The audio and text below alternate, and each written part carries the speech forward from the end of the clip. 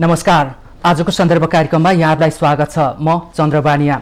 दर्शकवृन्द, 2 वर्षदेखि संसदमा विचाराधीन अवस्थामा रहेको नागरिकता विधेयक अहिले फेरि विवादमा रहेको छ। तर विवादलाई टुङ्ग्याउन सत्तारूढ दल नेकपाले एउटा नेतृत्वदायी भूमिका खेलेको छ, जसले अंगीकृत नागरिकता दिन 7 वर्षपछि उपयुक्त हुन्छ भनेर एउटा निर्णय सार्वजनिक गरेको छ। सत्तारूढ दल नेकपाले गरेको यो निर्णयले अहिले राजनीतिक वृत्तमा नयाँ तरङ्ग पैदा भएको छ। संसदमा एक भएर उभिएका राजनीतिकहरू अहिले तितर बितर जस्तो भएका छन् र प्रमुख प्रतिपक्षी दल नेपाली कांग्रेस, जो सरकारको पटक पटक नेतृत्व गरिसकेको छ, उसले नेकपाको यो निर्णयको विरोध जनाएको छ। त्यस्तै विपक्षी दलको रूपमा रहेको अर्को जनता समाजवादी पार्टीले पनि नेकपाको निर्णय विवेकहीन र विभेदकारी भन्दै त्यसको विरोध जनाएको छ र अहिले केही वृगन क्षेत्रमा त्यसको विरोध पनि भइरहेको छ। जनता समाजवादी पार्टीका युवाहरू अहिले विरोधमा उत्रिएका छन्। ढिलै भए पनि नेकपाले गरेको यो निर्णयलाई कतिपयले भने निकै स्वागत योग्य भनेर यसको पक्षमा पनि बोलिरहेका छन्। तर विपक्षीहरू यसको विपक्षमा बोल्नलाई किन बाध्य भए भनेर अहिले यसको खोजी भइरहेको छ। नेपाल जस्तो सानो भूगोल र कम जनसङ्ख्या भएको देशमा अंगीकृत नागरिकता दिनको लागि केही वर्षको प्रावधान राख्दा उपयुक्त हुन्छ कि हुँदैन भनेर अहिले आम बहस भइरहेको छ र नेतृत्व गर्ने दलहरू नै अहिले खुट्टा कमाइरहेको अवस्था छ। नेपालको राजनीतिमा भारतको दबाव र प्रभाव रहँदै आएको सन्दर्भमा नेपालको सरकार, नेपालका प्रमुख राजनीतिक दलहरू अनि युवा संगठनहरू यस्तो महत्त्वपूर्ण विषयमा, यस्तो महत्त्वपूर्ण राष्ट्रिय मुद्दामा बोल्न पनि किन हिचकिचाइरहेका छन्? साहसिक निर्णय किन गर्न सकिरहेका छैनन्? ढिलै भए पनि नेकपाले गरेको यो निर्णय युवा नेतृत्वले कसरी हेरिएको छ, आज हामी यो विषयमा जान्ने र बुझ्ने प्रयास गर्नेछौँ र युवाहरूको धारणालाई हामी स्पष्ट हुने प्रयास पनि गर्नेछौँ। अहिले नेकपाको यो पछिल्लो निर्णयले राजनीतिक रूपमा जुन तरङ्ग ल्याइरहेको छ, अब यसको छिनोफानो गर्न राजनीतिक दलहरू निशानछाप परिवर्तनको लागि, नेपालको सीमा सुरक्षाको लागि जसरी एक भएर उभिएका थिए, नागरिकताको सवालमा त्यसै गरी उभिन सक्छन् या सक्दैनन्? यदि सक्दैनन् र नेतृत्वले खुट्टा कमाइरहन्छ भने ती दल आबद्ध भातृ सङ्गठन, युवा सङ्गठनका नेताहरूले कसरी आफ्ना दलका नेताहरूलाई कचकच्याउनेछन् र एक ठाउँमा उभ्याउनलाई बाध्य पार्नेछन्? के यो भूमिकामा युवाहरू सक्षम होलान्? यो भूमिकामा देखिन उनीहरू तयार होलान्? आज हामी जान्ने र बुझ्ने प्रयास गर्नेछौँ। यो विषयमा आज हामीसँग कुराकानी गर्नको लागि विपक्षी दलको रूपमा रहेको जनता समाजवादी पार्टीका केन्द्रीय सदस्य अनिल कुमार महासेठ र सत्तारूढ दल नेकपाका एकजना जुझारू युवा नेता अनुराग सेव्युका सहसंयोजक रञ्जित तामाङ अहिले हामीसँग हुनुहुन्छ। यहाँ दुवैजनालाई स्वागत छ। धन्यवाद। संयोजक हुने बाटो खुल्दैछ क्या? मेरो मुखबाट फ्याट आइहाल्यो। रञ्जितजी, तपाईँको मुखमा दुध भात जाओस्। हजुर। तर मलाई विद्यार्थी आन्दोलनमा संयोजक भन्दा पनि एकता प्रक्रिया पछाडि अनिरासुवीलाई अनिरासुवीको ट्र्याकमा हिजोको जस्तो जनताको आवाजको प्रतिनिधित्व गर्ने, राष्ट्रियताको पक्षमा वकालत गर्ने र शिक्षाको अधिकारको निम्ति लड्ने र अहिले संविधान प्रदत्त अधिकारको निम्ति लड्ने अनिरासुवी बनाउने दायित्व र भूमिका निर्वाह गर्नु छ। पदको कुरा भन्दा पनि जिम्मेवारी र दायित्व पुरा गर्नको लागि चाहिँ म अलि बढी आतुर छु। भनेपछि सहसंयोजकमा थन्किँदाखेरि अलि औडा भइरहेछ, कहिले संयोजक हुने भन्ने कुरा त्यस्तो चलिरहेको छ? त्यस्तो छैन। विस्तारको लागि अरू कुरामा पनि यस्तो हो, सङ्गठनको विषयमा पनि हामी यो एकता प्रक्रियालाई सम्पन्न गरेर यो एकतालाई तलसम्म लैजाने र एकताको व्यग्र प्रतीक्षामा भएका सबै कमिटीहरूलाई जतिसक्दो चाँडो एकता प्रक्रिया सम्पन्न गर्ने र शैक्षिक विषय लगायतका अहिले तमाम विषयहरू आइरहेका छन् राजनीतिका, जो दीर्घकालीन रूपमा भोलिको युवा पुस्तालाई, भोलिको देशलाई असर गर्ने एजेन्डा र मुद्दाहरू आइरहेका छन्। यस्ता एजेन्डा र मुद्दाहरूमा खर रूपमा अनिरासुवीलाई उभ्याउने होठोटी चाहिँ पैदा भएको छ। मौका पायो कि बोल्नु पायो कि फ्याट्ट गइहाल्छ है, आफ्नो विषय चाहिँ गइहाल्छ। यस विषयमा पछि जाउँला। तपाईँ बोल्न धेरै आतुर हुनुहुन्छ, विषयमा हामी कुरा गरौँला। महासेठजी, तपाईँलाई हामीले पहिलो पटक माउन्टेन टेलिभिजनको स्टुडियोमा ल्याएका छौँ। प्रदेश 2 को सभामुखको तपाईँ राजनीतिक सल्लाहकार पनि हुनुहुन्छ र अहिले जनता समाजवादी पार्टी जो प्रतिपक्षमा छ त्यसको युवा उदाउँदो नेताको रूपमा हुनुहुन्छ। भनिदिनुहोस्, नेकपाले जसरी अहिले निर्णय गरेको छ, हामी अंगीकृत नागरिकतामै केन्द्रित भएर कुराकानी गरेछौँ, नफिजारिकन हामी स्पष्ट तपाईँको विचारलाई हामी जनतामाझ लैजान खोजिरहेका छौँ। नेताहरूले, प्रमुख दलका नेताहरू र सिङ्गो सरकार पनि खुट्टा कमाइरहेको सन्दर्भमा नेकपाले जुन 7 वर्षको प्रावधान राखेर अंगीकृत नागरिकता दिने भनेर, यस्तो गर्दा राम्रो हुन्छ भनेर जुन निर्णय सार्वजनिक गरेको छ, तपाईँको पार्टीले कसरी हेरेको छ? तपाईँ युवा नेताको रूपमा कसरी हेर्नुहुन्छ? धन्यवाद चन्द्रजी। सबभन्दा पहिला त नागरिकताको कुरा गर्दा एकदम यो सेन्सिटिभ चिज हो, नागरिकता र राज्यको सम्बन्ध। नागरिक नेपाल जस्तो देशमा सबै चिज सुरु हुने नागरिकताबाट हो। जस्तो के अरे अहिले भर्खर तपाईँको यो कोरोनाले गर्दा जुन समस्याहरू आइरहेछ त्यसमा उद्धारमा जानु पर्यो, राहत बाँड्नु पर्यो, त्यसमा नागरिकता खोजिरहेछ। जन्मदत्ता गर्नु पर्यो, नागरिकता खोजिन्छ। ब्याङ्कमा अकाउन्ट खोल्नु पर्यो, नागरिकता खोजिन्छ। भनौँ न हरेक ठाउँमा नागरिकता खोजिन्छ। त्यसैले देश दुनियाँमा धेरै इक्जाम्पलहरू आउला अहिले बिस्तारै, तर नेपाल जस्तो देशमा जहाँ राज्य र नागरिक बिचको जुन सेतु छ त्यो नागरिकता नै भएकोले हामीले नागरिकताको कुरा गर्दा नागरिकताको इतिहास नेपालमा 2009देखि सुरु भएको हो। 2009मा पहिलो ऐन आयो। 2009देखि 2063सम्मको ऐन आउँदा कहीँ पनि जुन तपाईँले भर्खर भन्नु अङ्गीकृत नागरिकता, अहिले अङ्गीकृत नागरिकताको बहस होइन। हामी यसलाई सच्याउँ मेरो तर्फबाट। हामी अहिले वैवाहिक अङ्गीकृतको कुरा गरिरहेका छौँ। वैवाहिक खासमा यो यसलाई वैवाहिक वंशज भन्नुपर्ने हो, किनभने कुनै चेली बिहा गरेर आइसकेपछि वंशमा आउने हो। आफ्नोतिरको सबै चिज छोडेर आफ्नो कुलदेवता पनि छोड्ने हो।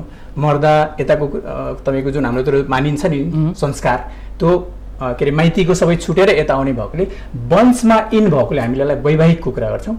र अहिलेको वैवाहिक अङ्गीकृत नागरिकता हामीले चाहिँ यसलाई भन्ने भनेको। ल अब यसमा अलिकति फोकस गरेर भन्नु, नेकपाले जे निर्णय गर्यो त्यो सही छ या गलत छ त्यो भन्नुहोस् पहिला, अनि भूमिकामा पछि आउँला। नेकपाले जुन निर्णय गर्यो त्यो अहिलेको सिचुएसनमा सही त कदापि भन्न सकिँदैन।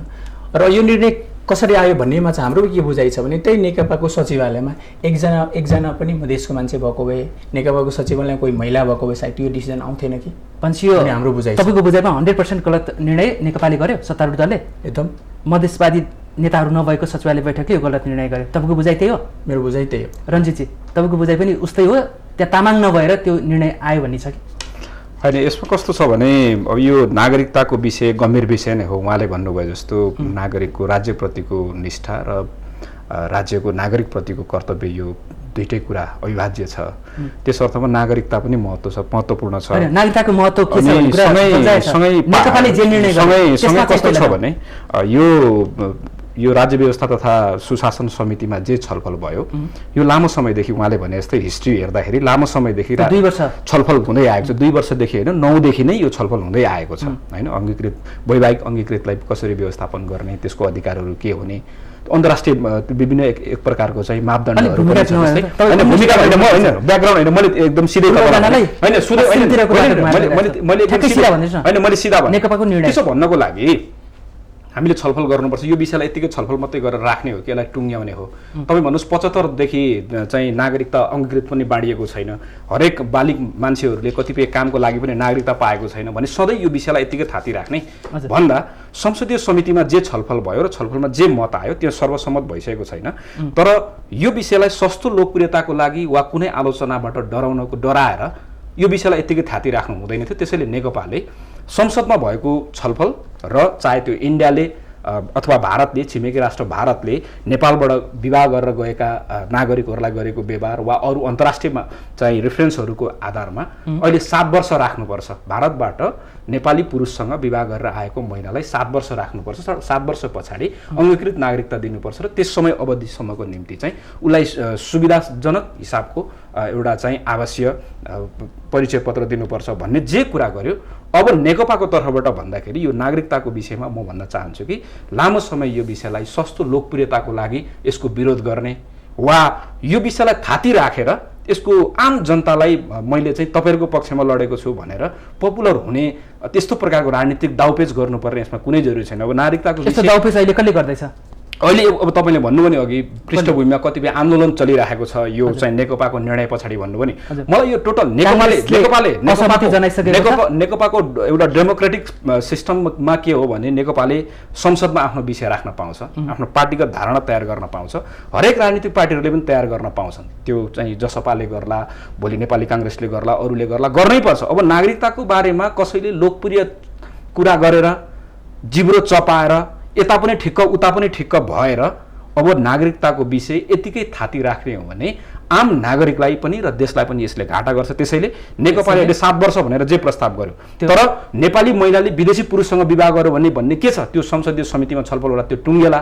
तर अब सबै राजनीतिक पार्टीहरूले फेरि अब यति वर्षमा अङ्गीकृत नागरिकतालाई वैवाहिक अङ्गीकृत नागरिकता यति वर्षमा गर्नुपर्छ भनेर अब खुट्टा नकमाइकन यसलाई कुनै सस्तो राजनीतिक नाराबाजी दाउपेच नगरिकन अब यो टुङ्ग्याउनुपर्छ र नागरिकतामा भएका विषयहरूलाई, विवादहरूलाई अन्तर्राष्ट्रिय बरु रेफरेन्स हेरौँ, हाम्रो आफ्नो प्र्याक्टिकल समस्या के हो त्यो हेरौँ र सबै राजनीतिक पार्टीहरूको पनि धारणालाई एकीकृत गरेर अब यो नागरिकताको विषयमा थाती भएको विषयलाई टुङ्ग्याएर यो चाहिँ नागरिक विधेयक बाहिर संसदमा ल्याउनुपर्छ, यसलाई कानुनको रूपमा यसलाई अगाडि बढाउनुपर्छ। किनभने म तपाईँलाई पृष्ठभूमि भन्न चाहन्छु, एउटै प्रश्न संविधान होइन म भनेको होइन, मैले तपाईँलाई त्यो यही कुराकै त्यो कुरा जोडिएको हुनाले मैले भनेको जस्तै 72 मा संविधान गरेको निर्णय सही या गलत मेरो धारणा त्यही हो। महाशेठजी, हजुर, देख्नु भएन कम्युनिस्ट ब्याकग्राउन्डको नेताहरू चाहे युवा हुन् चाहे वृद्ध हुन्, भूमिका बाँधी अर्कोलाई बोल्ने समय नदिकन आफ्नो कुरा मात्रै राख्नु खोज्छन्। अब तपाईँलाई मैले पालो दिएँ। हजुर, रञ्जितजीले भन्दै हुनुहुन्छ काङ्ग्रेस भनौँ या जसपा भनौँ या अहिले छुट्टा छुट्टै संसदीय दल रहेको राजपा र समाजवादी पार्टी के सस्तो लोकप्रियताको लागि तराईमा रहेको जनताहरूलाई भोट ब्याङ्कको रूपमा किपिङ टचमा राखिरहनुको लागि सत्तारूढले यो गर्यो त्यसकारण हामी यो विरोध गर्छौँ भनेर सस्तो लोकप्रियता खोज्दै हुनुहुन्छ तपाईँको नेतृत्वले? होइन, यो एकदम बिल्कुल असहमत छु म यो कुरादेखि। अब यसमा कुरा गर्दा मैले यो अहिले जुन सत्तारूढ दलले अहिले नै चाहिँ किन यो डिसिजन ल्यायो भने, अहिले नै किन यो निर्णय गर्यो त, यसको पनि हामीले सायद पृष्ठभूमि हेर्नुपर्छ। त्यो त उहाँ रञ्जितजीले भनिहाल्नु निकै ढिला भइसकेको थियो, अल्मलेको थियो, अब खुट्टा नकमाइकन अगाडि बढ्नको लागि किनारा लगाउनको लागि यो निर्णय आएको। ल, उहाँको कुरा एकछिनलाई मानौँ सही, तर संविधान बन्दा पनि यो कुरा आएको थियो। संविधान बन्दा पनि यो अङ्गीकृतको कुरामा आउँदा चाहिँ यति वर्षमा राखौँ भन्ने कुरा जब भयो, त्यहाँ विवाद भएपछि सङ्घीय कानुन अनुसार गर्ने भनेर जब त्यति बेला पनि कङ्ग्रेसले विरोध गर्यो, त्यति बेला हामी त त्यस छलफलमा थिएनौँ, हाम्रो पार्टीहरू थिएन, हामी त आन्दोलनमा थियौँ। त्यति बेला कुरा नमिलेपछि अहिले के अरे थाती राखेर सङ्घीय कानुन अनुसार गर्ने भनेर कुरा राखेर संविधान लेख्यो। दोस्रो कुरा, नागरिकताको कुरामा सस्तो लोकप्रियता जुन उहाँले भर्खर भन्नुभयो, आज सायद बिहानको म कान्तिपुर पढ्दै थिएँ, त्यहाँ तपाईँले नागरिकता नभएर कस्तो कस्तो पीडा भइरहेछ, महोत्तरीको अर्जुन शाहदेखि लिएर तपाईँको त्यहाँ धेरै इक्जाम्पलहरू दिएको छ, आज बिहानै पढ्दै थिएँ। त्यसैले नागरिकता त हाम्रो सुरुदेखिको तपाईँको मधेसवादी दल मात्रै मधेस केन्द्रित दल भन्दा हुन्छ, हाम्रो सुरुदेखिको एजेन्डै हो, किनभने सबभन्दा बढी नागरिकताको समस्या सुरुमा त्यही थियो। केही मिथहरू छ यो नागरिकताको बारेमा, मधेसको बारेमा र भारतको बारेमा। जहिले हामी के सुन्छौँ 40 लाख भारतीयलाई नागरिकता बाँडियो भन्ने पनि आउँछ नि मिथहरू, गलत थियो र होइन? अब त्यसमै आउँदैछु, सत्य थियो कि थिएन त्यसमै आउँदैछु म। जस्तो 40 लाख भारतीयलाई नागरिकता बाँडियो भने तपाईँको नेपालको त्यति बेलाको जनसङ्ख्या कति थियो? 3.25 करोड। त्यसमध्ये टोटल जनसङ्ख्याको 30% जति तराई मधेसमा बस्ने हो भनेपछि त्यसको झन्डै 70-75 लाख भयो। त 70-75 लाख जनसङ्ख्या थियो र 40 लाख भारतीयलाई नागरिकता बाँड्यो भने बाँकी मान्छे थिएन त मधेसमा?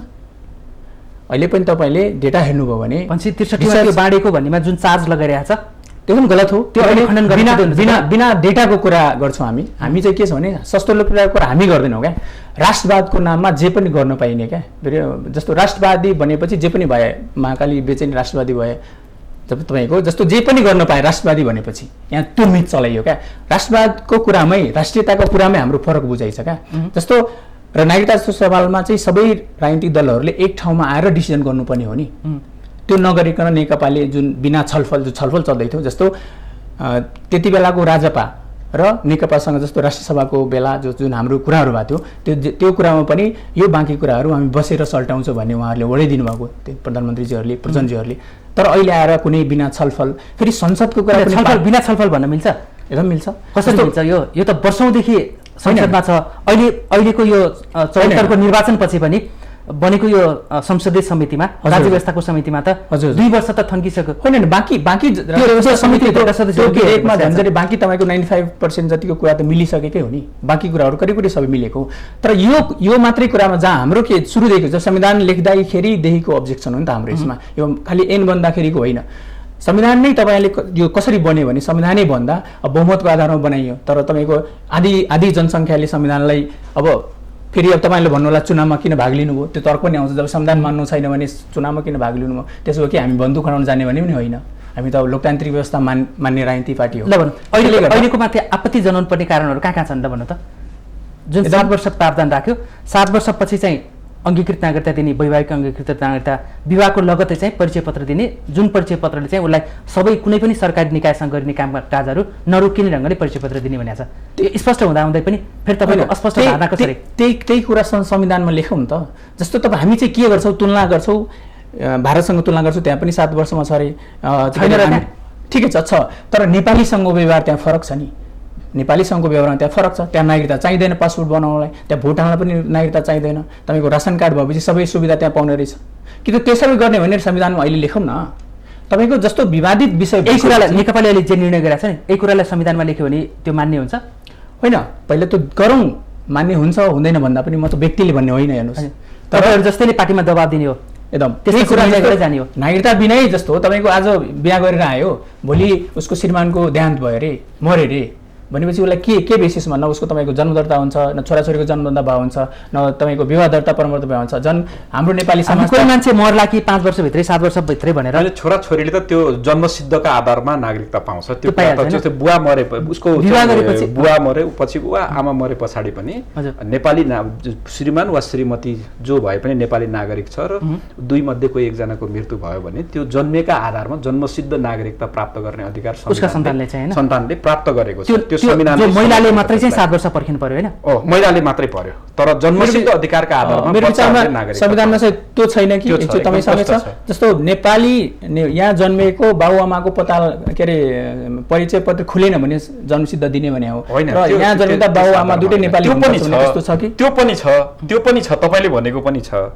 तर मूल कुरा चाहिँ जन्मसिद्धका आधारमा जस्तै अहिले हामीले जुन वैवाहिक अङ्गीकृतको कुरा गरिरहेका छौँ त्यो चाहिँ विवाह गरेर आएको महिलाको हकमा र महिलाले विवाह गरेर गए पछाडि अथवा कुनै महिलाले विदेशी पुरुषसँग विवाह गरे पछाडिको हामीले त्यसलाई कसरी व्यवस्थापन गर्ने, त्यसलाई कसरी नागरिक मान्ने वा राज्यको उप्रतिको दायित्व र उसको राज्यप्रतिको विश्वासलाई कसरी कायम गर्ने भन्ने कुरा मात्रै सवाल हो। तर त्यो दुईजना मध्येबाट जन्मिएको बच्चाहरूले चाहिँ जन्मसिद्धका आधारमा नागरिकता पाउँछ भन्ने कुरा संविधानले एकदम प्रष्ट भनेको छ। र संविधान उहाँले जो भन्नुभयो संविधानमा लेख्ने भन्ने कुरामा संविधानमा अङ्गीकृत वैवाहिक अङ्गीकृत नागरिकता कति वर्षमा दिने भन्नेदेखि बाहेकका अरू सबै कुराहरू राखिएको छ। जस्तै अङ्गीकृत नागरिकले देशको कुन कुन सुविधा पाउने भन्ने सन्दर्भमा पनि संविधानको धारा 289मै 289मा नै एकदम प्रष्ट व्यवस्था गरेको छ। जस्तै संवैधानिक पदहरूको नियुक्ति खानको निम्ति, नियुक्त हुनको निम्ति वा चाहिँ कुनै संवैधानिक परिषदहरूमा नियुक्ति लिनको निम्ति अङ्गीकृत नागरिकता प्राप्त गरेको मिनिमम 5 वर्ष हुनुपर्छ भनेर त्यसमा समय अवधि नै तोकिएको छ। तर मात्रै के भनिएको छ भने अङ्गीकृत नागरिकता कति, जस्तै उहाँले भन्नुभयो हामीलाई किन अङ्गीकृत नागरिकता यो हाम्रो मात्रै बााउन्ड्री हो कि एज बााउन्ड्री हो कि भन्ने कुरा पनि म दुईटा मात्रै कुरा राख्न चाहन्छु। तपाईँले यसको त मलाई लामो राख्छ भन्नुभएको छ। जस्तै अब भारतको कुरा गर्नु भने भारतमा पनि त्यही छ। जस्तै बङ्गलादेशले के गर्छ भने जस्तै नेपाली कुनै महिला बङ्गलादेशको कुनै पुरुषसँग विवाह गरेर गयो भने उसले चाहिँ 2 वर्षसम्म पछाडि मात्रै पाउँछ हैन। पाकिस्तान त्यहाँ मुस्लिम कन्ट्री हो, यद्यपि त्यहाँ पनि 1 वर्षको प्रावधान छ। तपाईँ अमेरिकामै हेर्नु भने नेपालीहरू धेरै जान्छ नि अमेरिका, त्यस पछाडि अस्ट्रेलिया हैन, त्यस पछाडि युके जान्छ नि। उनीहरूले त्यहाँ भन्छन् मैले ग्रिन कार्ड पाएँ, मैले चाहिँ यति पाएँ, यति वर्ष पछाडि पाएँ। त्यही कुरा हामी यद्यपि त्यो नागरिकता होइन। अमेरिकाको कुरा हामी अमेरिकामा नागरिकता पाउँछ नि हैन, त्यहाँ जन्मसिद्ध यहाँ पनि पाउँछ।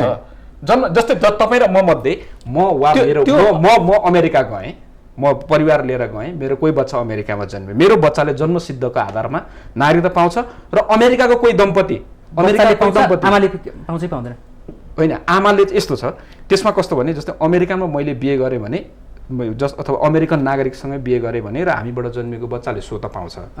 नेपाली पुरुषले अमेरिकन महिला बिहे गरेर यहाँ ल्याएर बच्चा जन्मियो भने उसले पनि स्वतः जन्मसिद्धका आधारमा त्यो बच्चाले नागरिकता पाउँछ होइन। तर अब अहिले हामीहरूले पुरुषले पनि पाउँछ, महिलाको अथवा पुरुष वा महिला मध्येबाट जन्मेको बच्चाले पाउँछ अथवा त्यो जोडीबाट जन्मेकोले पाउँछ। तर अहिले हामीले के भन्यौँ भने महिलाको हकमा चाहिँ अमेरिकन महिला नेपालमा आएको चाहिँ 7 वर्ष पछाडि मात्रै उसले अङ्गीकृत नागरिकता पाउँछ। अमेरिकन पुरुष नेपाल आयो भने चाहिँ उसले कतिमा पाउने त्यो चाहिँ छलफल हुँदैछ। कसैले 15 वर्ष भनेका छन्, कसैले त्यो समान राख्नुपर्छ 7-7 वर्ष 10 वर्ष भनेका छन् हो। तर त्यो दुवै कुरा नै हो। फेरि अहिले वैवाहिक अङ्गीकृत नागरिकताको सन्दर्भमा चाहिँ लैङ्गिक हिसाबले दुवै कुरा नै हो। फेरि त्यो दुइटै हुनुपर्छ र त्यो दुइटै कुरा नै अब सम्बोधन अवधि बराबर हुनुपर्छ या फरक हुनुपर्छ। मलाई व्यक्तिगत हिसाबले लाग्दाखेरि चाहिँ फरक हुनुपर्ने चाहिँ मलाई त्यस्तो लाग्दैन। किनभने हामीले जुन आधार भनेका छौँ जस्तो मानिदिउँ अहिले नेकपाले चाहिँ 7 वर्ष विदेशी बुहारीलाई नेपाली पुरुषसँग गर्नेलाई र 7 वर्ष ज्वाइँलाई पनि त्यही भन्नुपर्छ भन्ने लाग्छ मलाई चाहिँ। मेरो व्यक्तिगत कुरा हो। यो नेपाल जस्तो मुलुकमा यो सही हो? यो होइन, नेपाल जस्तो मुलुकमा यो सही किन हो भने जस्तै म तपाईँलाई भन्छु सानो भूगोल छ, त्यसमा पनि अर्को ठुलो हामीले यो गर्न खोजेको त्यही हो। त्यही भएर मैले सस्तो लोकप्रियता कुरा नगरौँ भनेको। जस्तै संसारको दोस्रो ठुलो जनसङ्ख्या भएको मुलुक होइन, हामीसँग चाहिँ हामी रोटी बेटीको अहिलेको सम्बन्ध भन्छौँ, सांस्कृतिकदेखि लिएर भौगोलिक सबै कुरा छ। उत्तरतर्फ विश्वकै सबैभन्दा ठुलो जनसङ्ख्या भएको देश चाइना छ होइन, संसारकै आधाभन्दा बढी जनसङ्ख्या भएको देश। त्यसको बिचमा बसेको हाम्रो देशले हामीले चाहिँ हाम्रो जनसङ्ख्याको दर किन लिने र होइन, जियोपोलिटिक्स र अर्को सांख्यिक अतिक्रमणलाई पनि त हामी मान्छौँ नि, मान्दैनौँ? भौगोलिक र सांख्यिक पनि गर्छौँ होइन। म तपाईँलाई भन्न चाहन्छु नेपालको सुरक्षाकै कुरा हो यो। किनभने म तपाईँलाई भन्न चाहन्छु अहिले मानौ अहिले कतिपय विषयमा कुरा उठिरहेको छ। कुनै एउटा प्रदेशले जनमत सङ्ग्रहको माग गर्यो, हामीले नागरिकतालाई सहज बनायौँ र जनमत सङ्ग्रहको माग गर्यो र त्यो जनमत सङ्ग्रहमा हामीले देशप्रतिको राष्ट्रिय एकता र भौगोलिक अखण्डता होइन यो कुरालाई ख्याल गरेर एउटा चाहिँ देशभक्तिपूर्ण भावनाको विकास गर्न सकेनौँ भने त्यो जनमत सङ्ग्रहमा व्यक्त हुने धारणालाई हामीले कसरी मान्ने, कसरी लिने होइन? त्यस्ता कुरा छन् नि। त्यसले गर्दाखेरि राष्ट्रियताको विषयमा र नागरिक बनाउने कुरामा अघि भन्यो नागरिकको जो राष्ट्रको दायित्व र राष्ट्रप्रतिको उसको जिम्मेवारीको सन्दर्भमा यो एउटा विश्वासको वातावरण बनाउनै पर्छ। त्यसो होइन भने त संसारभरि खुला गरेर जो मानिसलाई जहाँ गएर बस्न मन लाग्छ त्यहीँ गर्ने, जसलाई त्यो किन भएन त संसारभरि? तपाईँ हेर्नु न, भर्खर इन्डियाले पनि के गर्यो भने भारतले पनि यत्रो तपाईँको त्यो चाहिँ लफडाइ भयो होइन, हिन्दू समुदायहरूलाई संसारभरिकोलाई त्यहीँ भारतमा स्वागत गर्ने तर चाहिँ मुस्लिमहरूलाई त्यो नगर्ने त्यत्रो आन्दोलन नै भयो होइन, अमान त्यो चाहिँ एउटा जानै गयो भने किन यो भइरहेको छ त? उनीहरूले पनि त एउटा चाहिँ संस्कृतिका आधारमा धर्मका आधारबाट आफ्नो अपनत्व र राष्ट्रप्रतिको माया प्रेम भएकाहरूलाई मात्रै एक्सेप्ट गर्न खोजिरहेको छ नि। त्यसो हुँदाखेरि हामीले पनि त्यो गर्नुपर्छ। त्यही भएर मैले भनेको चाहिँ उहाँहरूले सस्तो लोकप्रियता गर्नुभयो भन्ने मेरो अर्थ होइन है, होइन मैले कुरा के भने यत्रो यो चाहिँ धुरा लगायतका भौगोलिक सीमाहरू कायम गर्ने बेलामा अभूतपूर्व एकता कायम गरेको मधेसवादी दलहरू वा देशका राजनीतिक जिम्मेवार राजनीतिक दलहरूले यो विषयमा पनि सस्तो लोकप्रियताको लागि यो विषयमा पनि कस्मेटिक कुरा गर्नु हुँदैन भनेको मात्रै मैले जिम्मेवार भएर जसरी अस्ति अभूतपूर्व एकतापूर्वक हामीले सीमा टुङ्गायौँ, भौगोलिक सीमा टुङ्गायौँ अथवा चाहिँ निशान छाप पारित गऱ्यौँ, त्यसरी नै सीमाको बारेमा पनि बहस गरौँ, छलफल गरौँ होइन, कति वर्ष राख्ने त्यसका चाहिँ मापदण्ड तयार गरौँ। तर यो विषय अब राख्नु हुँदैन। उहाँले भन्नुभयो जस्तो 75 देखि सर्वोच्च अदालतले यो चाहिँ अङ्गीकृत नागरिकता वितरण रोके पछाडि अहिले धेरै युवाहरूले नागरिकताबाट वञ्चित हुन परेको छ। त्यसको लागि कानुनी सहारा लिएर व्यक्तिगत हिसाबले अड्डा अदालत जानुपर्ने एउटा बाध्यता सिर्जना भएको छ, जो कुरा दीर्घकालीन समाधान होइन। त्यसैले अब यी सबै कुराहरूको दीर्घकालीन समाधानको निम्ति राजनीतिक दलहरू जिम्मेवार बन्नुपर्छ। कस्मेटिक कुरा गर्नु हुँदैन, गर्नुभयो भनेको होइन है, गर्नु हुँदैन भनेको जसपा र काङ्ग्रेसलाई गरेर भनेर चार्ज गरिरहनु भएको छ, त्यो कुरा उहाँले भन्नु होला होइन। मास्टरजी मैले तपाईँलाई दिएँ, तपाईँलाई बोल्न समय कम होला कि जस्तो भइसक्यो, उहाँको लामो बोल्ने बानी रहेछ होइन, मैले पनि रोक्न सकिनँ। मैले तपाईँलाई एउटा मात्रै भने अघि तपाईँको एन्सर दिँदाखेरि तपाईँले अघि एउटा उदाहरण दिँदै भन्नुभएको थियो कान्तिपुरको कुनै लेखमा कुनै एउटा न्युजलाई आधार मानेर के हामीले चाहिँ कुनै एउटा सोझो साधारण परिस्थितिमा चाहिँ त्यो परिस्थितिवश दुःख पाएका केही उदाहरणहरूलाई लिएर यस्ता व्यक्तिले नागरिकता पाएनन्, मर्यो भने के गर्ने, लोकसेवामा लड्नको लागि उसलाई चाहिँ तत्काल विवाह गरेर आउनसाथ लोकसेवामा लड्न पाउँदैन कि भनेर त्यसरी चिन्ता गर्ने कि नेपाल जस्तो थोरै जनसङ्ख्या भएको र सानो भूगोलमा चाहिँ यसरी अङ्गीकृत नागरिकतालाई खुला गर्यो भने विदेशी नागरिकहरू जो टाठापाठा र पढे लेखेका छन् उनीहरू आएर चाहिँ आदिवासी नेपाली नागरिकहरूलाई ओभरल्यापिङ गर्दै उनीहरूका हर राजनीतिक अधिकार र अन्य अधिकारहरूमा उनीहरू हाबी हुन्छन् कि भन्नेमा अथवा चाहिँ कालान्तरमा यसरी चाहिँ खुला गर्दै गएपछि चाहिँ जनसङ्ख्या बढ्दै गएपछि नेपालको जुन भूगोल अनुसारको राजनीति छ त्यसमा अर्को वैदेशिक हस्तक्षेप बढेर छुट्टै परिस्थिति आउनेतर्फ चाहिँ आकलन गरेर यसलाई चाहिँ केही वर्षको प्रावधान 7 वर्ष 10 वर्ष 15 वर्ष राख्नुपर्छ भन्नेमा तपाईँहरू सहमत हुन नसक्नुको कारण चाहिँ अरू के हुन्छ? यो अलिकति थोरै उहाँले धेरै राष्ट्रवाद राष्ट्रियता यो कुराहरू गरिसकेपछि मलाई चाहिँ के म 2-3वटा मेरो छुट्टै बुझाइ के छ भने म अनिल कुमार महासेठ वंशजधारी नागरिकता बोकेको मान्छे, मेरो ब्याचलर सकेर मास्टर्स गरेर म अस्ट्रेलिया गएँ। हजुर, म फर्किनलाई गएको होइन, म सायद त्यहीँ बस्थेँ होला, त्यहीँको नागरिकता लिन्थेँ होला, त्यसपछि मेरो अंशमा भएको यहाँको सम्पत्ति पनि म त्यहीँ ल्याउँथेँ होला, म त्यहीँ केही गर्थेँ होला, फर्केर आउँथेन होला। म फर्केर आएको नै कारण म यहाँ छु, एउटा उदाहरण। अर्को कुनै एउटा म ठुलै म नाम भन्दिनँ तर ठुलै मान्छेको नेपालको ठुलै नेताको छोरा जो पहिला लन्डन बस्थे, यहाँ उसको पार्टीको के अरे सरकार भएपछि ऊ नेपाल फर्केर आए, ठुलो पदमा बसे, त्यसपछि फेरि उसको के अरे फेरि उसको पार्टीको सरकार गयो, फेरि ऊ लन्डन गइहाल्यो, यहाँको एउटा राजनीतिक नियुक्ति लिएर धेरै दिन बसे, अहिले फेरि यहीँ छन्, यहीँ राजनीति गर्दैछन्। त्यस्तै दुईवटा उदाहरण। तेस्रो दिन्छु, एउटा कोही भारतीय जो एउटा परिवार छ जसलाई म 20 वर्षदेखि चिन्छु, उहाँहरू 50 वर्षदेखि यहीँ काठमाडौँ बस्नुहुन्छ, उहाँले यहाँको नागरिकता लिनुभएको छैन, तर उहाँ यहीँ कमाउनुहुन्छ, छोराछोरीलाई यहीँ पढाउनु भएको छ, उहाँको जति पनि आय आर्जनदेखि लिएर सबै कारोबार नेपालमै हुन्छ। भनेपछि त्यो मान्छेलाई बढी यो देशको माया छ कि म अनिल महासेठ वंशधारी नागरिकता अस्ट्रेलिया बस्या भए मलाई बढी माया हुन्थ्यो नेपालको। यो अर्को कुरो, नेपालमा दोहोरो नागरिकता कति छ रिसर्च गरौँ, फाइन्डिङ निकालौँ। नेपालको ठुल्ठुलो आर्मीमा भएको, पुलिसमा भएको, यहाँ जसलाई हामी राष्ट्रवादी भन्छौँ, जुन हामी राष्ट्रवादीको ठेकदार हामी मात्रै हो, जुन समुदायले भन्छ, उहाँहरू जब गर्दासम्म नेपालमा बस्ने, छोराछोरीलाई अमेरिका पठाइदिने, त्यहाँ ग्रिन कार्ड लिन लाउने, यहाँ कमाएको पनि त्यहाँ पठाइराख्ने खाता खोलाएर, त्यसपछि रिटायरमेन्ट लाइफ त्यहाँ जाने। त दोहोरो नागरिकताधारी पनि त यहाँ धेरै छन्, त्यसको बारेमा खोइ कहिले आवाज उठेन। त्यसलाई त्यो मान्छेहरूसँग यो त्यो त झन् दोषी हो नि, बस्ने नेपालमा, कमाउने नेपालमा, पैसा पठाउने अमेरिकामा र आफ्नो रिटायर लाइफ अमेरिकामा बस्ने, एनजिओमा जाहिर खाने। भनेपछि त्यो राष्ट्रवादी कि त्यो एउटा भारतीय अथवा कोही भनौँ न, म त इक्जाम्पल मात्रै दिएको, कोही मान्छे जो यहीँ आए, यहीँ मर्छ र यहीँ सबै चिज गरे, त्यो राष्ट्रवादी। त्यस्तै हो यो नागरिकताको सवालमा जुन चिलीको कुरा भइरहेछ, उनीहरू आफ्नो सबै परिवार छोडेर आएपछि सबभन्दा भन्नुहुन्छ भने पहिलो हाम्रो के हो भने यो विधेयक हाम्रो संस्कृतिमाथिको हो, के अरे हमला हो। किन हमला हो भने हाम्रो संस्कृति जस्तो तराई मधेसमा बिहा मात्रै इन्डियामा हुन्छ भन्ने छैन। तपाईँको इलामदेखि दार्चुलासम्मको सबैको बिहा हुने हो। र अलिकति हामी इन्डियाको किन कुरा गर्छौँ भने हामी इन्डियासँग अर्कै खाले सम्बन्ध छ। कुरा गर्दा चाहिँ हामी पाकिस्तानको इक्जाम्पल दिन्छौँ, अफगानिस्तानको दिन्छौँ, अमेरिकाको दिन्छौँ, हामी त धेरै एडभान्स छौँ नेपालीहरू। तर त्यस्तो सम्बन्ध, भारत जस्तो सम्बन्ध अरूसँग छैन। फेरि नागरिकताको कुरामा भारतलाई जोडेर हेर्नु भनेको म त्यसलाई दृष्टिदोष भन्छु क्या। तपाईँको अहिलेसम्म र अहिलेलाई बिहा गरेर आउँछ अरे 1000जना चेलीहरू, त्यो 1000जना चेली कतिजनाले राजनीति गर्ने हो? कतिजनाको? 1-2जनाले। आउँदै 2-4 वर्ष लाग्छ, वर्षमा हुने हो, 1 वर्ष 2 वर्ष 3 वर्ष। हामी त होइन नेपालको सुरक्षा र भविष्यको लागि त मैले बुझेँ। तर के 2009 देखि 2063सम्म हामीले त्यो बुझेको थियो नि। पहिलो कुरा त यो खाइपाएको सुविधाको कुरा पनि हो नि। तपाईँले एउटा नागरिकलाई एउटा अधिकार दिएपछि नागरिक बिचमा तपाईँले विभेद गर्न पाउनु नागरिकताको आधारमा। यो अर्को जुन अहिले उहाँले महिला पुरुषको कुरा गर्नु, उहाँले चाहिँ बराबरै कुरा गर्नुभयो, ठिकै हो, किनभने यो लैङ्गिकको कुरा पनि आउँछ। त्यसैले हाम्रो बुझाइ के हो भने खालि के अरे बिहा गरेर आउँछ र भोलि त्यो राजनीति फेरि उहाँले संविधान धाराको 289को कुरा गरिसक्नुभयो। जब त्यो धारामा हामीले भनिसकेका छौँ नेपालको मेजर पोस्टहरू हामी यो वंशधारीलाई मात्रै दिन्छौँ भने फेरि किन समस्या त? त्यो दिनलाई के को समस्या? फेरि जहिले पनि नागरिकताको कुरामा चाहिँ जहिले मधेससँग हेर्ने क्या। त्यो भनेको त दृष्टिदोषै हो नि। तपाईँ आफू चाहिँ तपाईँले फेरि हामी चाहिँ के सोच्छौँ भने हामी जस्तो यो भाइ, म फेरि हाम्रो मधेसवादी दलको नेताहरू कुरा गरेछ, हामी जस्तो यो के सोच्छौँ, मलाई चाहिँ कहिले के लाग्छ भने हामी त यहीँ पढ्यौँ, यहीँ हुर्क्यौँ। मलाई चाहिँ अस्ट्रेलियामा जस्तो जसले चिन्थ्यो नि, नेपालीले चिन्थ्यो, नेपालीहरूले भन्थ्यो, जसले चिन्ने छैन नचिन्ने नेपालीहरू भन्थ्यो यो त इन्डियन होला। इन्डियनहरूले जसले चिन्थ्यो त्यसले भन्थ्यो नेपाली आए।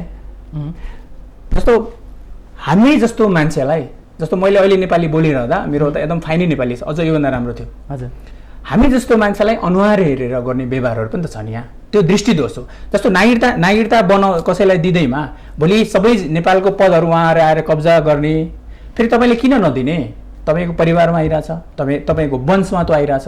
फेरि खालि यो मधेसको समस्या होइन। नागरिकताको रेकर्ड हेर्नुहोस्, अहिले पनि सबभन्दा बढी के अरे जब 1963मा नागरिकता बाँडियो नि, सबभन्दा बाँडिएको भनेको झापामा गएको बिहारको मान्छे त त्यहाँ त दार्जिलिङकै मान्छे आयो होला। अझै भर्खर म एउटा सोसियल मिडियामा पढ्दै थिएँ, एउटा साथीले लेख्नु भएको छ, थुप्रो आसामीहरू बिर्ता मोडमा वंशजको नागरिकता लिएर बसिरहेछ। त यही देशमा जस्तो नागरिकता दिने चाहिँ सही, लिने चाहिँ गलत, यो सबै किन आयो? जस्तो अहिले यो सबै किन आयो भने के भने मान्छेले फेक नागरिकता लियो भन्ने पनि कुराहरू आयो, भारतबाट आयो भन्ने कुरा आयो। तर हामी अहिलेसम्म कहिले सुन्नु भएको छ कि नागरिकता दिनेलाई कसैले कारबाही भएको छ नेपालमा? हामीले सुनेको छैन, मलाई लाग्दैन तपाईँले सुन्नु भएको छैन।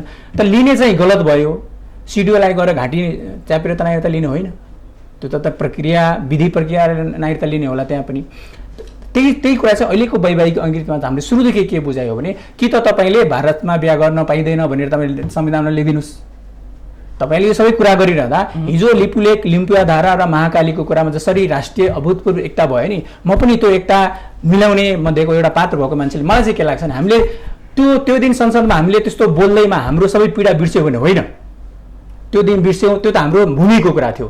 त्यो भूमिमा हामीले सायद एक ठाउँमा नआएको भए सधैँभरि जस्तो अहिले त त्यतिकै शङ्का गरिन्छ नि हामी अराष्ट्रवादी, हामी विदेशी, र त्यो दिन झन् हामीले त्यसमा नआएको भए त्यो त हाम्रो मजबुरी थियो। किनभने हामीले त्यो नगरे भए तपाईँले त सरिता गिरीले एउटा कुरा बोल्दा त फेरि सरिता गिरीले सही बोले गलत बोले त्यसको फेरि घट्टो बहस जाला। म सोध्ने एउटा थिएँ के सही बोलेको थिएँ त्यो बेलामा सरिता गिरीले गल्ती के बोलेको छ, सही भन्दा गल्ती बोलेको छ। एउटा कुरा उता भनौँ, जब बहिष्कार गरेर जानुभयो त्यहाँ सभामुखले बोल्ने समय दिनु भएन, उहाँ त्यहाँबाट के ठटाएर बाहिर निस्किनु भयो। बाहिर निस्किन साथै नेपालले होस गर्ने पर्ने दिन आछ, बङ्गलादेश त्यसै बनेको होइन, त्यो भने के हो नि? तपाईँलाई एउटा कुरा भन्छु, त्यो तपाईँलाई के चित्त बुझ्यो? त्यो म आउँदैछु तपाईँलाई, म आउँदैछु। त्योभन्दा बढी कडा सुजाता कोइरालाले के बोली, त्योभन्दा के बोलेको थिएँ? सुजाता कोइरालाले त झन् लिम्बुवा धारा त्यो हामी लिजमै दिउँ भारतलाई भन्नेसम्म कुरा आयो। त्यो हामीलाई काम लाग्दैन, हामी लिजमा दिउँ, त्योभन्दा कडा बोली। त्योभन्दा पहिला भूमिसार मन्त्रीले म आउँदैछु गल्ती बोल्यो भने सरिता गिरीले बोल्न किन नहुने भन्ने होडबाजी हो? होइन, म आउँदैछु त्यसमा। जस्तो भूमिसुधार मन्त्रीले पनि के भने यो हाम्रो नक्सामा थिएन। जस्तो तपाईँको हाम्रो यो त कुरा मान्नुहुन्छ, यो संविधानले गणतन्त्र माने हो नि रञ्जी, माने हो नि, यो संविधानले गणतन्त्र माने हो नि, अनि यो त माने हो नि। त्यसो भए चित्रबहादुर केसीले गणतन्त्रको विरोध गर्दा त्यो कसरी छम्मे भइरहेको? अनि यो संविधानले संहिता माने हो नि? होइन, संहिता र गणतन्त्र होइन। म एउटा सरिता गिरीको दुईटा दिन्छु, फेरि तपाईँलाई बोल्ने समय हो। हजुर, एउटा पार्टीले हुप जारी गर्यो मान्यो भएन, अर्को कुरा पार्टीको लाइनमा आउनु भएन। सबै सांसदहरू एक ठाउँमा उभिएका छन्, को सत्ता पक्ष को विपक्ष कोही छैन, संसदमा प्रतिनिधित्व गरी सबै एकै ठाउँमा उभिएका छन्। सरिता गिरी मात्रै उभिया छैन। भन्छ नि नेपाली उखान छ नि, महिलाहरूलाई माइतीको भन्छ खरानी पनि प्यारो, कुकुर पनि प्यारो, घरमा जसुकै राम्रो होस् होइन। त्यस्तै उहाँले त माइतीको बढी प्यार देखाएर त नेपालीहरू एक ठाउँमा उभिएर त म त नेपाली होइन भने जसरी त छुटेको त अवस्था पनि। यसलाई हामीले सायद यसरी बुझ्दा पनि हुन्छ। तपाईँको कुरामा सहमत हुँदा यसलाई यसरी बुझौँ, सरिता गिरीले तत्कालीन समाजवादी पार्टीको हुप मानेन, पार्टीले उसलाई कारवाही गर्नु पाउनुपर्छ, त्यो उसको पार्टीको गर्यो त अहिलेसम्म। सुन्नुहोस् न, त्यो उसको पार्टीको कुरा हो, त्यो नितान्त संसदीय दलको कुरा हो। अर्को के हो भने संसद, हामी के व्यवस्थामा छौँ? संसद किन हुन्छ? पार्लियामेन्टमा जबसम्म पार्लियामेन्टमा डिफरेन्ट सबै थरी तपाईँले उदाहरण दिनु खोजेको छैन, पार्टीभित्रको स्वदेशभित्रको कुरा होइन, अहिले त विदेश बीचको सम्बन्ध र विवादको कुरा आइसकेको छ। तपाईँले फरक मत राख्नाले पार्लियामेन्ट सिस्टम हामी किन छौँ? पार्लियामेन्ट सिस्टम सबैले माने त होइन नि यो देशमा। यो त टाउको काटेर आएको मान्छे पनि यहीँ छन्, 17,000 मान्छे मारेर पनि यहीँ छन्, त्यत्रो हामी आन्दोलन गरेर पनि यहीँ छौँ, राजावादी पनि यहीँ छन्। यहाँ त कस्तो छ भने गणतन्त्रको विरोध गर्ने तर राष्ट्रपतिको प्रस्तावक बस्ने नेता पनि यहीँ छन्। संविधानले मानेको संहिताको विरोध गर्ने तर ऊ मान्छे प्रधानमन्त्री बन्छ। त्यसैले सबै थरीको विचारलाई तपाईँले नसुन्ने, तपाईँले तपाईँ त्यत्रो यो डेमोक्रेसीमा असहयोजन हुन पाएन नि। तपाईँ फरक विचारलाई सुन्नु पर्यो नि। उसले सही बोले गलत बोल्दा पनि उसले आफ्नो कुरा राख्न पाउने कि नपाउने? उहाँले हामी जे विषयमा छलफल गरिरहेको थियौँ, जस्तै उहाँले हामी जे विषयमा कुरा गरिरहेको थियौँ नि, जस्तै अङ्गीकृत नागरिकताकै वैवाहिक अङ्गीकृतको नागरिकताको बारेमा म पहिलो कुरा चाहिँ म के भन्न चाहन्छु भने सरिता गिरीको विषयमा पनि उहाँले जो डिफेन्स गर्न खोजिराख्नु भएको छ नि, यो कारणले पनि हामीलाई राजनीतिमा चाहिँ विवाह गर्न आएको भोलिपल्टै राजनीति र राजनीतिको मेन स्ट्रिममा आउनु हुँदैन र कतिपय हाम्रा संवैधानिक निकायहरू वा संसदीय अभ्यास गर्ने ठाउँहरू वा डेमोक्रेटिक अभ्यास गर्ने ठाउँहरू चाहिँ मजाकको विषय बन्नु हुँदैन र त्यसमा पनि राष्ट्रियताको विषय उहाँले भनिराख्नुहुन्छ। जस्तै नागरिकताको कुरा र राष्ट्रियताको कुरा उठाउने बित्तिकै मधेसवादी दलहरू यो हामीप्रति आशंका गरिएको हो भनेर तर्सिनु पनि हुँदैन क्या एउटा कुरा चाहिँ होइन। र दोस्रो कुरा भनेको चाहिँ नागरिकताको विषय उहाँले भने जस्तो मधेसको मात्रै कुरा पनि होइन, त्यो झापादेखि दार्चुलासम्मको कुरा हो होइन, उत्तरी चाहिँ चाइनासँगको कुरा पनि हो, यो सबैतिरको कुरा हो। त्यसैले यसलाई बलियो बनाउने भनेर यो चाहिँ वैवाहिक अङ्गीकृतको विषयमा एउटा उमेर एउटा समूह एउटा चाहिँ समय अवधि राख्नुपर्छ भन्ने कुरा गर्यो। अब उहाँले जो भनिराख्नु भएको छ सरिता गिरीको विषयमा, यो उहाँले संसदीय अभ्यासलाई मान्नुहुन्छ भने संसदीय अभ्यासमा सभामुखले भनेको कुरालाई चाहिँ मान्नु पर्दैन र उहाँले बोल्न पाउनु भएन, उहाँले विषय राख्न पाउनु पर्थ्यो। हामीले त के चाहेका थियौँ भने माननीय सरिता गिरी यसपटक मात्रै संसदमा जानुभएको होइन होइन, उहाँको त लामै 7 वर्ष मात्रै त होइन नि त, नेपालको राजनीतिमा उहाँलाई देखेको त हामीले वर्षौँ भइसक्यो। त उहाँले संसदीय अभ्यास संसदीय मर्यादा नबुझेको नजानेको पनि होइन, गल्ती नै गरे हो, गल्ती गरेको होइन नि। उहाँले एकता हुँदै तपाईँ संसदीय अभ्यासमा राजनीतिक पार्टीले आफ्नो राजनीतिक दलले जसले उहाँलाई संसद बनायो, जुन पार्टीको झन्डा बोकेर उहाँ सांसद बन्नुभयो, त्यसले व्हिप गर्दा पनि नमान्ने भनेपछि यो कुनै एउटा संसदीय परम्परा र अभ्यास हुन्छ, कुनै यो राजनीतिक पार्टीको कुनै एउटा राजनीतिक पार्टीको त्यो चाहिँ आवेश मात्र होइन, अनुशासनको साङ्लोले बाँधिएको देखिन्छ। त्यसो हुँदा त यो त उहाँले सरासर यत्रो अभूतपूर्व एकताको बिचमा पनि जुन अराष्ट्रिय ढङ्गबाट जुन चाहिँ राष्ट्रको विरुद्धमै जसरी नाङ्गो ढङ्गले भनौँ, आज हरेक बच्चालाई सोध्नुहोस्, बुढापाका हरेकलाई सोध्नुहोस्, सरिता गिरीले देशको राष्ट्रियताप्रति अलिकति पनि आफ्नो दायित्व निर्वाह गर्न सक्नु भएन भनेर आम मानिसको दायित्व पुरा नगरेको देखिन्छ। जस्तो केही विद्यार्थी नेताहरूले उहाँले चाहिँ राष्ट्रद्रोही काम गरेकोले त्यही अनुसारको सजाय हुनुपर्छ भनेर पनि यही फोरममा माग गरेका थिए। अहिले मैले सुनेको छु मुद्दै परेको छ नि, त्यसमा आउँदैछु। अदालतमा यो त मुद्दा भने कस्तो हो नि, यो त तपाईँहरूले दिएपछि जुन पनि मुद्दा दर्ता हुने हामीले तपाईँले बच्चादेखि बुढा सोध्नुहोस्, अब तपाईँ कहाँको बच्चा बुढाको कुरा गर्ने क्या, पहाडको सोध्ने कि तराईको सोध्ने। जुन देशमा सुन्नुहोस् न, यो नागरिकताको सवालमा यो दृष्टि दोष छ नि नेपालमा, यसले द्वन्द्वको बीजारोपण मात्रै गर्ने हो। तपाईँलाई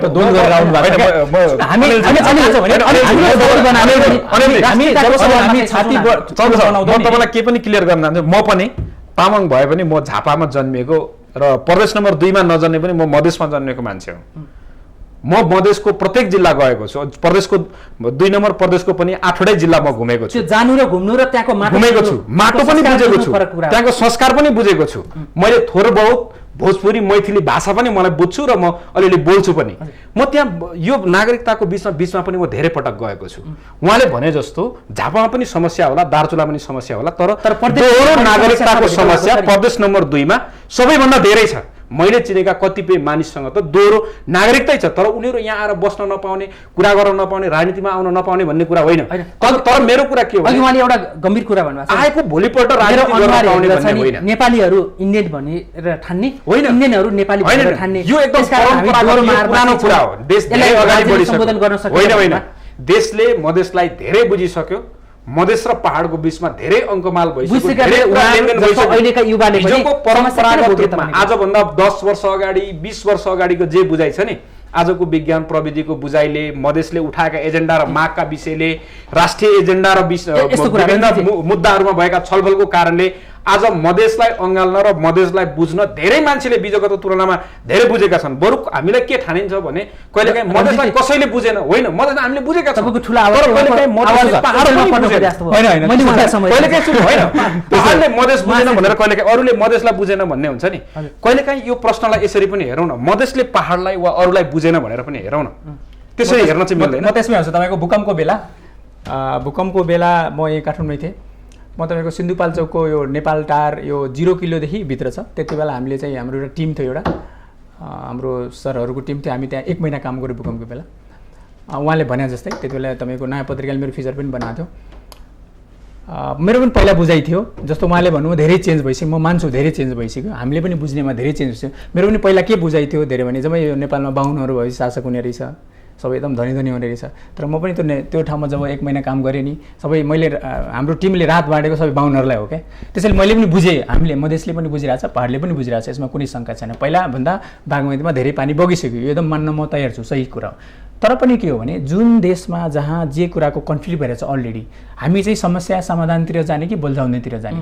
जस्तो उहाँले जे कुरा भन्नुहुन्छ नि, ठ्याक्कै तपाईँको हेर्नुहोस्, भले पार्टी राजनीतिक दलमा विभाजित छ मधेस, भले तपाईँको काङ्ग्रेसलाई पनि भोट दिन्छ, एमाले पनि भोट दिन्छ, सबैलाई भोट दिन्छ। चुनावी मधेसको आफ्नै गणित हुन्छ, चुनाव भनेको गणित भइसक्यो, त्यो आफ्नै हुन्छ, जातपातमा जान्छ, के अरे तपाईँको रिलेसन केमा जाने, त्यो अर्कै कुरो, त्यो छुट्टै पाटो हो। तर तपाईँले चुनाव सँगसँगै अर्को पनि त आन्दोलन पनि हेर्नु पऱ्यो नि। जस्तो जहिले देशमा आन्दोलन भएको छ, सबैले अद्भुत एउटै कुरा भनेको छ। अझ पनि तपाईँले के बुझ्नु भएको छ, तपाईँले के बुझ्छ मलाई थाहा छैन, तर सरिता गिरीको कुरामा सरिता गिरीलाई पार्टीले कारबाही गर्ने त्यस्तो कुरा जब गर्छ नि, प्रायबाट एक सोरबाट, अब तपाईँको जम्मै 100% कहीँ पनि हुँदैन, तर म्याक्सिमम मान्छेले चाहिँ सरिता गिरीले, म अझ पनि यो भन्छु, पार्टीले कारबाही नगर्ने संसदीय व्यवस्थामा नियम कानुन छ, त्यो अनुसार गर्ला नगर्ला, तर उसले जे बोल्यो नि त्यो त सुन्नु पर्यो नि। उसले जे भन्यो, जस्तो ठ्याक्कै जस्तो तपाईँको गणतन्त्रको संहिता चाहिँदैन, अझ पनि कुदिरहेछ नि। अब राजा, हामीले गणतन्त्र राजा हटाइसक्यो संविधानबाट, उहाँ राजावादीहरू कुदिरहेछ राजा ल्याउन, त्यो र उसले भोलि यो हुन्छ भन्ने के फरक छ? परिवर्तनको लागि लाग्नु र देश टुक्रिएको छ ख्याल गर भनेर चेतावनी दिनु त फरक कुरा होला नि महाशेठजी। यसो हेर्नुहोस्, यो देशमा नि तपाईँहरू केही दिन अगाडि सिके राउत पनि त्यही लाइनमा लागेको थियो नि। केही दिन अगाडिसम्म सिके राउत त्यही लाइनमा लागेको थियो। म तपाईँलाई एउटा एकदम भित्रदेखिको कुरा भन्छु क्या, मलाई चाहिँ कहिले काहीँ लाग्छ क्या, मलाई चाहिँ म जस्तो मान्छेलाई कहिलेकाहीँ के लाग्छ भने जब यस्तो यस्तो घटना हुन्छ नि अनि हामीलाई लाग्छ हामी जब प्रत्येक कुरामा यस्तो कुरा आउँछ नि हामीलाई लाग्छ हामी यो देशकै नागरिक भएर बस्नुपर्छ र सधैँ। तर फेरि अब हामी त डेमोक्रेसी मान्ने मान्छे, हामी अब नयाँ पुस्ताले त्यो सोचेर भएन, हामी सोच्छौँ अब त यो देश यही देशमा लड्नु छ। हिजोको मेरो हजुरबाले नि त्यही कुरा गर्यो, मेरो बालहरू त्यही कुरा गर्यो, हाम्रो पालामा पनि त्यही कुरा हुँदैछ भनेपछि हामी यही देश जस्तो राष्ट्रिय कुरा गर्न आउँछ नि उहाँले भनेको जस्तो यो देशको एउटा समुदायले भनेको कुरा चाहिँ राष्ट्रवादी कुरा हुने क्या। जस्तो अहिले बेसार खाएर ठिक हुन्छ भन्दा नि पुरा बेसार खाएर ठिक हुन्छ भने जस्तो कुरा क्या। कोरोना बेसार खाएर ठिक हुन्छ अरे, भएको बन्छ कतै कतै, नभएको होइन। तपाईँले भन्दा चाहिँ जस्तो जो अहिलेको नेतृत्व तपाईँहरूले भन्दा चाहिँ त्यो एकदम सही कुरो राष्ट्रको लागि राम्रो कुरा सोचेको भन्ने लिने, हामीले भन्दा चाहिँ अरूसँग जोडेर हेर्ने जुन दृष्टि दोष छ नि, जुन दृष्टिकोणमै दोष छ। जस्तो अहिले उहाँले भर्खर जस्तो हामीलाई सस्तो लोकप्रिय कुरा गर्नु, म त जस्तो तपाईँले नेकपाको निर्णय कुरा गर्दा म अहिले सुरुमा भन्न पाइनँ। जस्तो अहिलेको नेकपा, अहिले हुन त अब काङ्ग्रेस अहिले यो छ, तर अहिलेको नेकपा भन्दा त अहिले हाम्रो जसपा धेरै मानेमा हामी समावेशी भएर आइरहेछौँ नि, जहाँ हाम्रो सबै नेतृत्वहरू इन्द्रिय नेतृत्व कुराहरू भइरहेछ नि। किनभने हिजो त्यो सचिवालयमा महिला पनि भएको भए, त्यो सचिवालयमा म देशको प्रतिनिधि पनि भएको भए सायद यो कुरामा त्यहाँ बहस हुन्थ्यो नि, त्यो भएन नि, त्यो तपाईँले गर्न दिनु भएन नि, उहाँको पार्टीले त्यो गरेन नि। र यो सबै गरिरहँदा जसरी सिमानाको कुरामा राष्ट्रिय अभूतपूर्व एकता भयो, जुन कारणले हामी त्यहाँ, म फेरि पनि भन्दैछु, त्यो दिनको त्योमा म पनि एउटा व्यक्ति थिएँ जसले हाम्रो नेतृत्वलाई त्यो ठाउँमा पुर्यायौँ। तर त्यो सब गरिरहँदा अहिले नागरिकताको कुरामा त्यो प्रयास हुनु पर्दैन। अब यसमा तपाईँको मागमा चाहिँ यसरी सम्बोधन हुन सक्ला उसे रञ्जितजी सत्तारूढ दलको हुनुहुन्छ, उहाँ प्रधानमन्त्रीसँग र पार्टीका अध्यक्षसँग नजिक हुनुहुन्छ होइन। अब तपाईँको मागलाई सम्बोधन गर्न चाहिँ योभन्दा अगाडि सीमाको सुरक्षाको लागि निशान छाप परिवर्तनको लागि जसरी प्रधानमन्त्रीले इनिसिएसन लिएर बालोटारमा सर्वदलीय बैठक बोलाउनु भयो नि, अब ल आओ सबै पार्टीका नेताहरू नागरिकताको समस्या कसरी समाधान गर्ने, अङ्गीकृतको लागि कसरी वैवाहिक अङ्गीकृतको लागि कति प्रावधान राख्ने भनेर उहाँले सर्वदलीय बैठक बोलाएर तपाईँहरू जस्तै युवा र यदि तपाईँले मौका पाउनु भएन भने तपाईँको पार्टीका शीर्ष नेताहरू त्यहाँ गएर छलफल गरेर सुझाव दियो भने त फेरि एउटा राष्ट्रिय एकतामा उभिने ठाउँ त भन्ला नि, बन्ला। सबै तपाईँको सबै कुरा समाधान भनेकै टेबलमा हुने हो, छलफल गरेर हो, मेरो विचारमा बन्ला। हजुर, यसमा के सम्भावना छ? प्रधानमन्त्रीले सम्भावना भन्दा नि यो त्यही गर्नुपर्छ। मलाई जसपा लगायत सबै राजनीतिक दलहरूको अस्तिको अभूतपूर्व एकता पछाडि हेर्दाखेरि एकताको लागि एकरूप भएर जान्छ। किनभने संविधान बनिसकेपछि 3 वर्षभित्र सबै ऐन कानुन बनाइसक्नु पर्ने संवैधानिक व्यवस्था भए तापनि यो धेरै लामो समय बितिसकेको छ। त्यसैले पनि हामी हतारमा पनि छौँ र यो नागरिकता जस्ता विषयहरू लामो समय नटुङ्गिँदाखेरि यो विषयमा धेरै चलखेल पनि भएको छ र यो च्याप्टरलाई क्लोज पनि जतिसक्दो चाँडो गर्नु राष्ट्रको लागि फाइदाजनक छ। र अब यो बेलामा राजनीतिक दलहरूको बिचमा पनि विगतको तुलनामा अलिक सघन छलफल हुने र राष्ट्रिय एकता पनि बन्ने वातावरण बनेको हुनाले र सबै कुराले सहज बनेको हुनाले यी सबै विषयमा प्राय गरी सहमतिमै टुङ्गिन्छ होला जस्तो लाग्छ। म अब भूमिका नबाधिकन सिधा उत्तर दिन होला, विशेष गरी रञ्जितजीलाई नै मेरो आग्रह, तपाईँको भूमिका अलि बढी छ र लामो उत्तर छ होइन। यो नागरिकताको सवालमा चाहिँ हाम्रा पार्टीका नेताहरू जुङ्गा फुलाइसकेका र कपाल फुलिसकेका नेताहरू वर्षौँ जेल परेका र अहिले फेरि राजनीतिक भविष्य उज्जवल रहेकाहरू पनि यो नागरिकताको सवालमा अथवा कुनै पनि राजनीतिक निर्णयमा चाहिँ सो निर्णय गर्न नसक्ने, कतैबाट परिचालित अथवा निर्देशित टाइपको छन्, त्यसकारण अल्झाइरहन्छन्, खुट्टा कमाइरहन्छन् भन्ने पनि आरोप छ। तपाईँको पार्टीभित्र यो लागु हुन्छ? होइन, यो विगतमा थियो भने म जान्दिनँ, तर अब नेकपामा यस्तो हुँदैन, पक्का हुँदैन, 100% हुँदैन। तपाईँहरू युवाहरू मिडियामा बोल्नुहुन्छ, हाम्रो निर्णय आइसक्यो, निर्णय त शीर्षले नै गर्छन्। वैवाहिक अङ्गीकृतलाई 7 वर्ष राख्ने भन्ने निर्णय नै त्यसैको धोचाको। यसमा तपाईँलाई के लाग्छ, हाम्रा नेताहरू अल्झिरहनु, खुट्टा कमाइरहनुमा कतैबाट निर्देशित वा नियन्त्रित र कसैको चाहिँ एउटा पछाडिबाट बोकेर आएको भारीलाई चाहिँ अगाडि बिसाउन नसक्दा उहाँहरू जहिले पनि अनिर्णयको बन्दी बनिरहनुहुन्छ, यो नागरिकतामा त्यस्तै भइरहेछ जस्तो लाग्छ तपाईँलाई?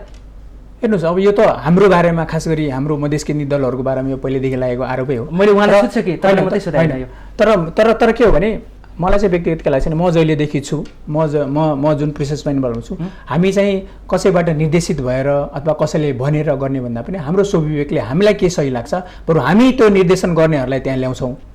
तपाईँहरूलाई बढी लाग्ने आरोप चाहिँ लैनचौरले तपाईँहरूलाई घुमाएको घुमाइ छ भन्छन्।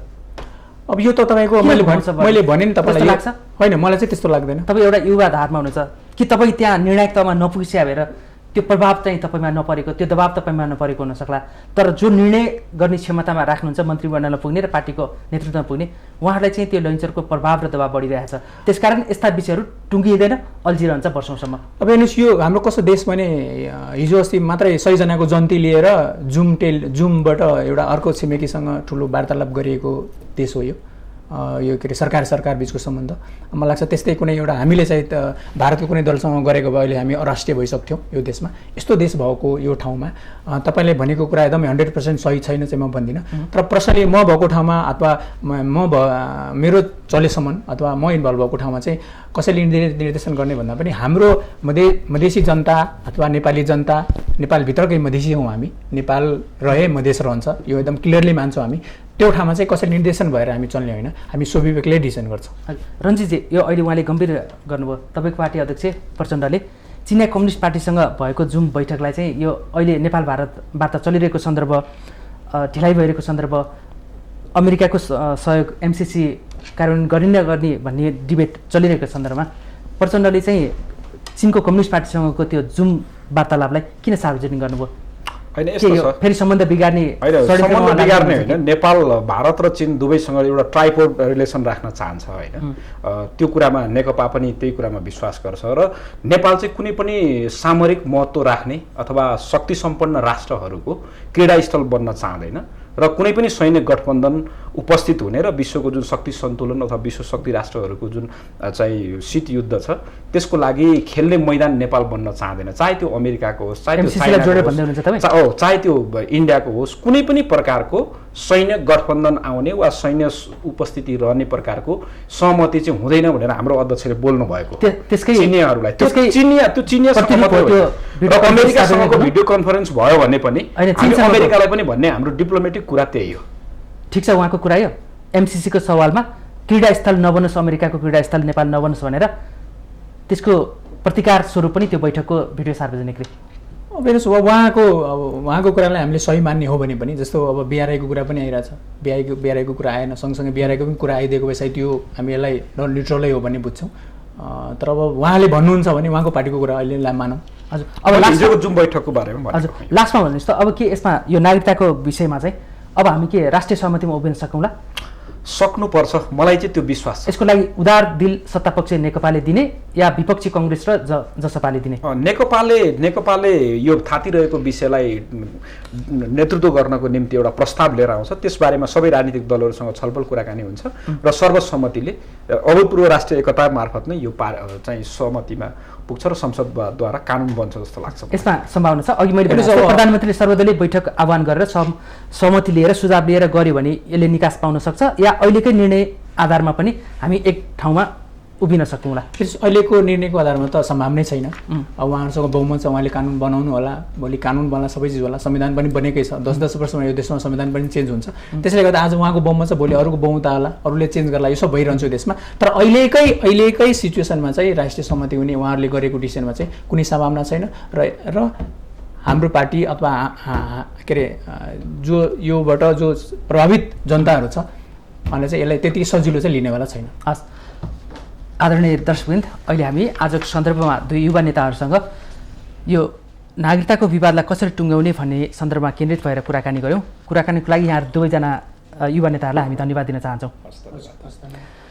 यो सवालमा दुई युवा नेताहरूले स्पष्ट साथ भन्नुभएको छ, नेकपाले एउटा मार्गनिर्देश प्रस्तुत गरेको छ, सहमतिमा आउनको लागि एउटा प्रस्थान बिन्दुको रूपमा 7 वर्षको प्रावधान ल्याएको छ, यसलाई छलफलबाट सर्वदलीय बैठकको छलफलबाट समाधान गर्न सकिन्छ भनेर पनि एउटा निष्कर्ष अहिलेको यो छलफलबाट निस्केको छ। यिनै सन्दर्भ सामग्रीका साथ आजको सन्दर्भबाट म चन्द्र बानिया बिदा हुन्छु।